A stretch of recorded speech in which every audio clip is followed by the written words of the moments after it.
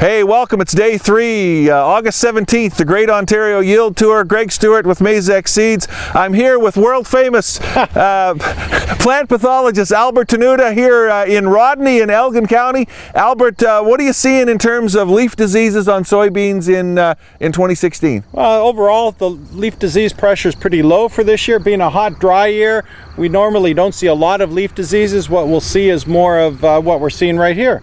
Sudden death syndrome, soybean cyst, nematode, those type of diseases are definitely showing up and showed up very early this year. Right, so now we're at a time in the season where there's no more fungicide application going on. We're past the stages for doing any of that. Correct. So what's a grower going to look for in a field in terms of trying to think about soybean cyst nematode or sudden death syndrome in terms of looking forward to 2017? Oh yeah, no, and it even goes beyond those diseases. What they ought to be doing right now is a perfect time.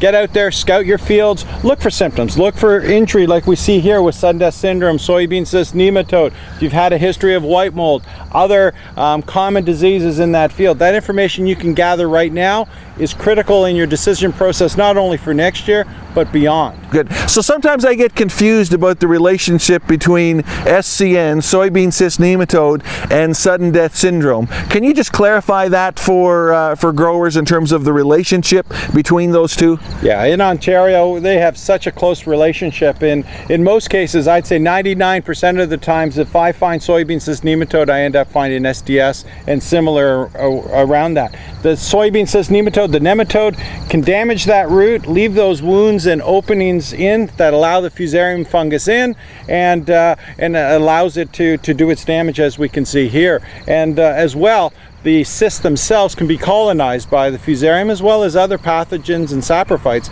And as those cysts move or spread from field to field, they also can vector many of these diseases such as SDS. So you used the word fusarium when you were talking about sudden death syndrome.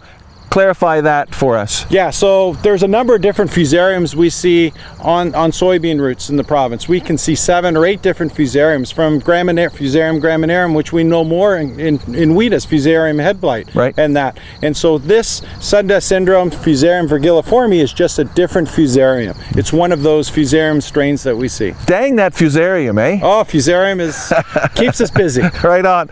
Hey, so we're looking at some plots here. Just talk a little bit about what we're seeing here in terms of soybean varieties and their susceptibility. Oh, absolutely, and this is sort of the information you want to and prevent. So here we've got a variety that has very low SCN and SDS tolerance, and you can see the significant injury we have here. Here on this side, one that has more SCN tolerance, less SDS. Here you can see in terms of its susceptibility, it's susceptible to SDS.